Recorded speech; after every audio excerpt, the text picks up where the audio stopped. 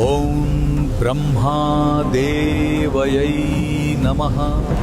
ओम ब्रह्मादेवयै नमः। ओम ब्रह्म। हे गजासुर, तेरी तपस्या से तीनों लोक हिल गए हैं। मांगो, कौन सा वरदान चाहते हो? प्रणाम ब्रह्मदेव। आपको आना ही पड़ा। मुझे कोई देवता या दानव न मार सकेत। मुझे केवल आपके वरदान से ही मृत्यु प्राप्त हो। तथास्तु। जब गजासुर को अमरता जैसा वरदान प्राप्त हुआ, तब उसका अहंकार चरम सीमा पर पहुंच गया। वो अपने नगर ही नहीं बल्कि पूरे संसार में स्वयं को सबसे शक्तिशाली मानने लगा। क्या इस त्रिलोक में कोई है जो मुझसे अधिक शक्तिशाली हो? तुम सभी मेरे सामने चींटियों की तरह हो। जब चाहूं तुम्हें मसल सकता हूं। तभी सभी सैनिकों के साथ गजासुर स्वर्गलोक पर युद्ध करने के लिए निकल पड़ा। जब देवताओं को इसकी खबर मिली तो वे भी सतर्क हो गए और युद्ध के लिए रवाना हो गए। देवताओं, जल्दी आओ, नहीं तो शत्रु दल स्वर्गलोक में आ जाएगा। फिर शुरू हुआ देवताओं और गजासुर के बीच भयंकर युद्ध। ये युद्ध इतना प्रबल था कि एक एक करके सभी देवता टिक नहीं पा रहे थे, क्योंकि गजासुर को ब्रह्मा ने लगभग अमर जैसा वरदान दे दिया था। उसी शक्ति के बल पर गजासुर देवताओं को घुटनों के बल गिरा रहा था। हम सभी हार रहे हैं। हमारी रक्षा अब केवल महादेव ही कर सकते हैं। ये है कैलाश, जहां महादेव ध्यान करते हैं। त्रिनेत्र खुला तो ब्रह्म हिले।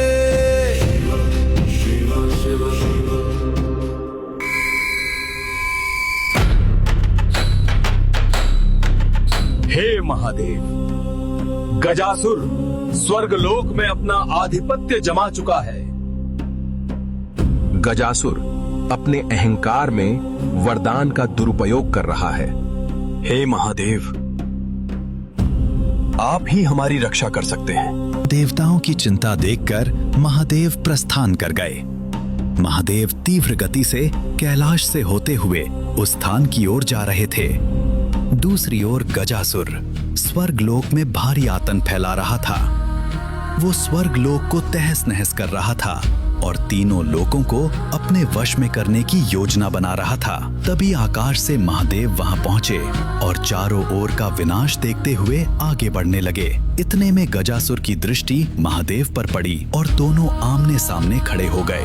तो अंततः महादेव स्वयं आ ही गए। तुम जो ब्रह्मा के वरदान का दुरुपयोग कर रहे हो, तुम्हें उसका परिणाम भुगतना होगा। तुम करोगे मेरा अंत?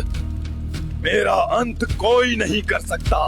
मैं तुम्हारा अंत नहीं, मुक्ति देने आया हूं। तो पहले मुझसे युद्ध करके पराजित करो। ठीक है। फिर गजासुर ने अपने अहंकार के बल पर महादेव को ललकारा और उसी क्षण एक भयानक युद्ध शुरू हो गया। महादेव का त्रिशूल और गजासुर की गदा बार बार टकराने लगे, जिसकी गूंज से पूरा संसार कांप उठा। धरती थर्राने लगी और आकाश गरजने लगा। लेकिन गजासुर का अहंकार अब अधिक देर टिक नहीं पाया। अंततः महादेव ने अपने त्रिशूल से प्रहार किया और उसी क्षण गजासुर का अंत हो गया। आपने तो जान लिया कि आखिर गजासुर का अंत कैसे हुआ, लेकिन क्या आप जानते हैं कि गजासुर के माता पिता कौन थे? और उससे भी बड़ा सवाल, आखिर कैसे दो ऐसे भयानक असुर एक साथ आए जिनकी कहानी ने तीनों लोगों को हिला दिया था? आज की ये कथा केवल गजासुर की नहीं है, ये कहानी है उसके माता पिता की, महिषासुर और महिषी की। और ये वही कहानी है जिसमें पहली बार प्रकट हुई थी वो दिव्य शक्ति जिसे संसार महिषासुर मर्दिनी के नाम से जानता है। बहुत समय पहले जब तीनों लोकों में संतुलन बना हुआ था, देवता स्वर्गलोक में सुखपूर्वक रहते थे और धरती पर धर्म का पालन होता था। लेकिन पाताल लोक में असुरों की शक्ति धीरे धीरे बढ़ रही थी। असुरों के बीच एक नाम बहुत तेजी से प्रसिद्ध हो रहा था, महिषासुर। महिषासुर जन्म से ही अत्यंत शक्तिशाली था। उसका शरीर विशाल और बल अद्भुत था, लेकिन उसकी सबसे बड़ी शक्ति उसका बल नहीं थी, बल्कि उसका अहंकार और महत्वाकांक्षा थी। उसके मन में एक ही सपना था, तीनों लोकों का राजा बनना। महिषासुर जानता था कि केवल बल के सहारे वो देवताओं को नहीं हरा सकता, इसलिए उसने एक निर्णय लिया। वो जंगलों में चला गया और वहां उसने घोर तपस्या शुरू कर दी। वर्षों तक वो बिना भोजन और जल के तप करता रहा। धीरे धीरे उसका शरीर कमजोर होने लगा, लेकिन उसका संकल्प और भी मजबूत होता गया। आखिरकार उसकी तपस्या से प्रसन्न होकर ब्रह्मा जी प्रकट हुए। ब्रह्मा जी ने कहा, महिषासुर, तुम्हारी तपस्या से मैं प्रसन्न हूं। मांगो, क्या वरदान चाहते हो? महिषासुर मुस्कुराया। उसने कहा, प्रभु, मुझे ऐसा वरदान दीजिए कि कोई भी देवता मुझे मार न सके। ब्रह्मा जी कुछ क्षण के लिए शांत रहे, फिर उन्होंने कहा, तथास्तु। और यही वो क्षण था जिसने भविष्य की पूरी कहानी बदल दी। वरदान मिलते ही महिषासुर का अहंकार आसमान छूने लगा। अब उसे लगता था कि उसे कोई भी नहीं हरा सकता। धीरे धीरे उसने अपनी सेना तैयार की और देवताओं पर हमला शुरू कर दिया। स्वर्गलोक में युद्ध छिड़ गया। इंद्र और अन्य देवताओं ने पूरी शक्ति से युद्ध किया, लेकिन महिषासुर की शक्ति के सामने वे टिक नहीं पाए। कुछ ही समय में स्वर्गलोक पर महिषासुर का अधिकार हो गया। देवता चारों ओर भागने लगे। तीनों लोकों में अब केवल एक ही नाम का आतंक था, महिषासुर। इसी समय असुरों की दुनिया में एक और शक्तिशाली नाम उभर रहा था, महिषी। महिषी एक मायावी राक्षसी थी। उसके पास अद्भुत शक्तियां थीं और उसका स्वभाव भी महिषासुर की तरह ही क्रूर था। महिषी भी तीनों लोकों पर अधिकार चाहती थी। जब महिषासुर और महिषी की मुलाकात हुई तो दोनों ने तुरंत समझ लिया कि उनकी इच्छाएं एक जैसी हैं। धीरे धीरे दोनों एक साथ आ गए। अब असुरों की शक्ति पहले से कहीं अधिक बढ़ चुकी थी। महिषासुर और महिषी के आतंक से तीनों लोकों में भय फैल गया। स्वर्गलोक असुरों के कब्जे में था। देवता इधर उधर छिपकर रहने लगे। अंततः सभी देवता ब्रह्मा, विष्णु और महादेव के पास पहुंचे। देवताओं ने कहा, प्रभु, अब हमें बचाइए। महिषासुर और उसकी सेना ने तीनों लोकों में आतंक फैला दिया है। तब तीनों देवताओं के क्रोध से एक अद्भुत ऊर्जा उत्पन्न हुई। जब ब्रह्मा, विष्णु और महादेव की शक्तियां एक साथ मिलीं, तो एक तेजस्वी प्रकाश उत्पन्न हुआ। उस प्रकाश से प्रकट हुई एक अद्भुत दिव्य देवी, मां दुर्गा। उनके 10 हाथ थे और प्रत्येक हाथ में एक दिव्य अस्त्र था। महादेव ने उन्हें त्रिशूल दिया, विष्णु ने सुदर्शन चक्र दिया, इंद्र ने वज्र दिया। अब एक नई शक्ति जन्म ले चुकी थी, एक ऐसी शक्ति जिसका उद्देश्य केवल एक था, महिषासुर का अंत। जब महिषासुर को इस बात का पता चला कि देवताओं ने एक नई शक्ति को जन्म दिया है, तो वो जोर से हंस पड़ा। उसे लगा कि कोई भी उसे पराजित नहीं कर सकता। लेकिन जब उसने पहली बार मां दुर्गा को देखा तो कुछ क्षण के लिए वो भी चकित रह गया। उसके सामने एक दिव्य देवी खड़ी थी, जिनके तेज से पूरा आकाश प्रकाशमान हो रहा था। मां दुर्गा ने शांत स्वर में कहा, महिषासुर, तुम्हारे अत्याचार की सीमा समाप्त हो चुकी है। अब तुम्हारा अंत निश्चित है। ये सुनते ही महिषासुर क्रोध से भर उठा। उसने तुरंत अपनी विशाल सेना को युद्ध के लिए तैयार होने का आदेश दिया।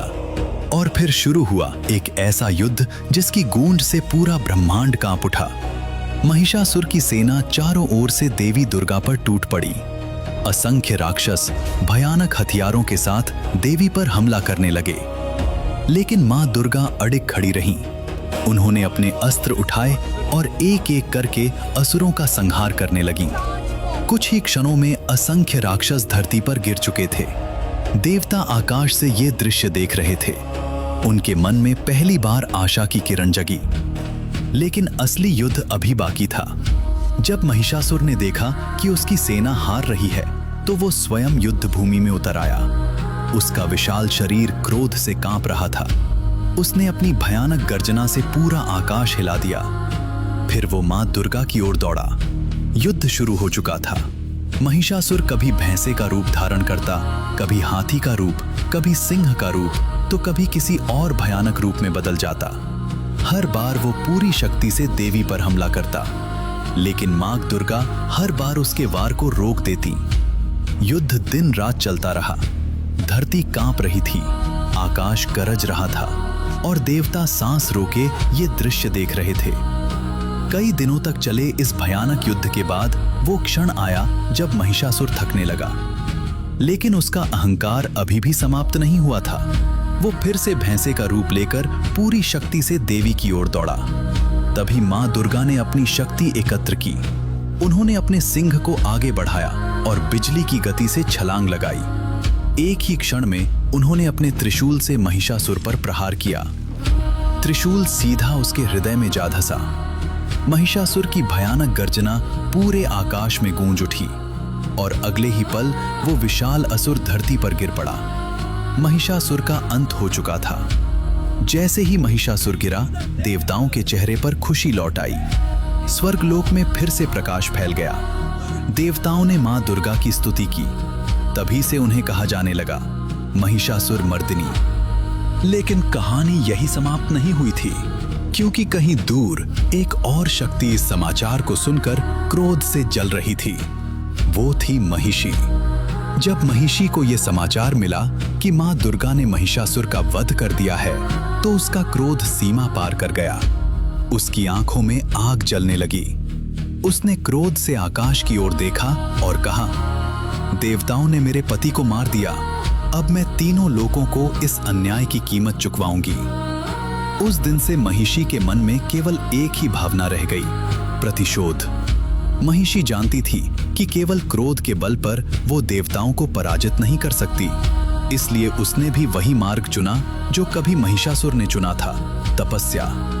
वो एक घने और भयानक वन में चली गई। वहां उसने वर्षों तक कठोर तप किया।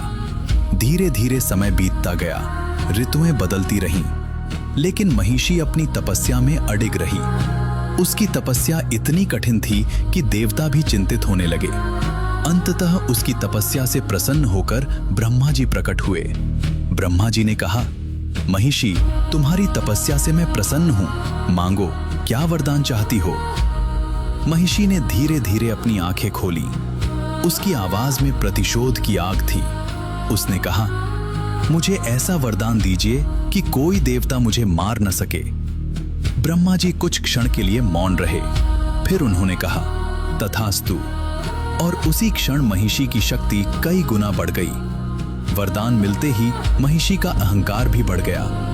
अब उसने देवताओं के विरुद्ध अपना आतंक फैलाना शुरू कर दिया। उसने स्वर्गलोक पर आक्रमण कर दिया। देवताओं के महल टूटने लगे, आकाश में भय छा गया और एक बार फिर देवता पराजित होने लगे। स्वर्गलोक में फिर से असुरों का भय फैल गया। देवता एक बार फिर चिंतित हो नहीं आ रहा था कि अब इस नई शक्ति का सामना कौन करेगा। देवता एक बार फिर ब्रह्मा, विष्णु और महादेव के पास पहुंचे। उन्होंने विनती करते हुए कहा, प्रभु, महिषी का आतंक बढ़ता जा रहा है। यदि इसे रोका नहीं गया तो तीनों लोग संकट में पड़ जाएंगे। देवताओं की बात सुनकर भगवान विष्णु कुछ देर तक शांत रहे। फिर उन्होंने कहा, महिषी को उसके अहंकार का परिणाम अवश्य मिलेगा।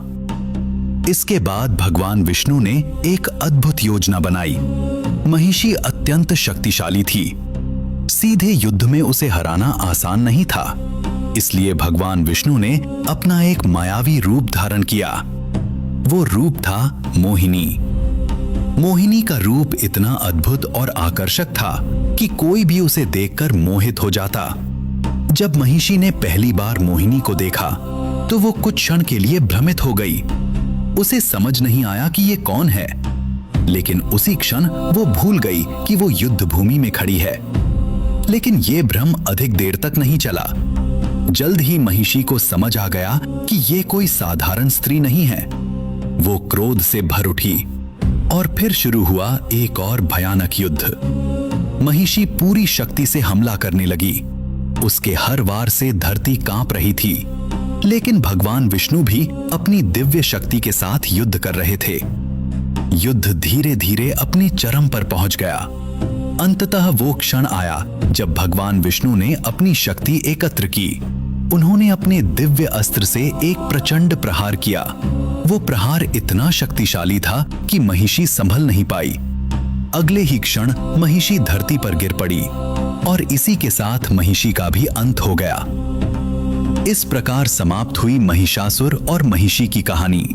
दो ऐसे असुर जिनके आतंक ने कभी तीनों लोकों को हिला दिया था, लेकिन उनके कर्मों की छाया इतनी आसानी से समाप्त नहीं होने वाली थी, क्योंकि समय के साथ उनकी कहानी से जन्म लेने वाला था एक और भयानक नाम, गजासुर, और उसकी कहानी तीनों लोकों को फिर से हिला देने वाली थी। महिषी के अंत के साथ ही तीनों लोकों में एक बार फिर शांति लौट आई थी। देवता अपने स्थानों पर लौट चुके थे। स्वर्ग लोक फिर से प्रकाश से भर गया था, लेकिन कोई भी ये नहीं जानता था कि इस कहानी का एक अध्याय अभी बाकी है, क्योंकि महिषासुर और महिषी के आतंक की छाया अभी पूरी तरह समाप्त नहीं हुई थी।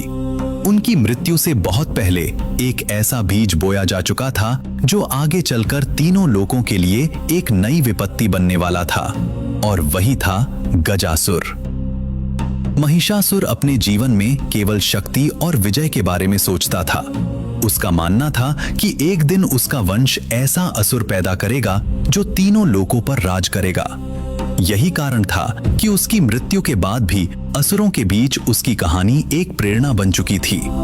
कई असुरों के मन में देवताओं के प्रति घृणा और प्रतिशोध की भावना और भी बढ़ गई थी।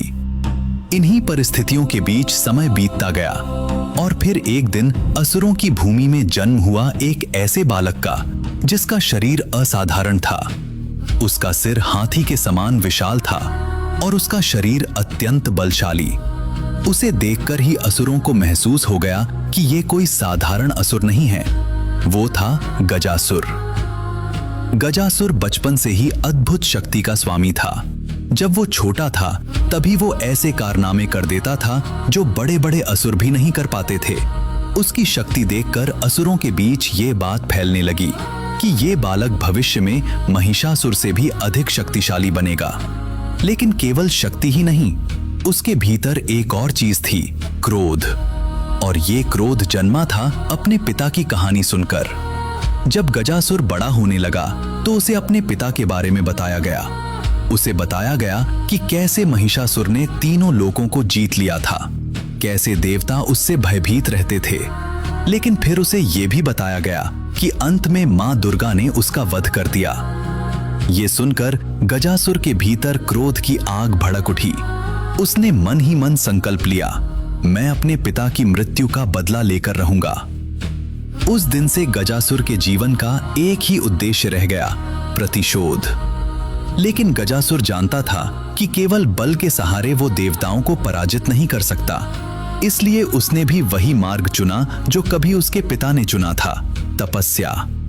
वो घने जंगलों की ओर चला गया जहां किसी का आना जाना नहीं था। वहां उसने वर्षों तक कठोर तपस्या शुरू कर दी।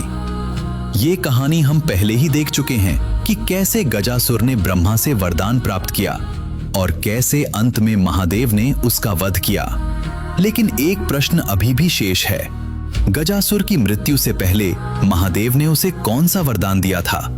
इस रहस्य का उत्तर आपको अगले अध्याय में मिलेगा, तो देखना मत भूलिए।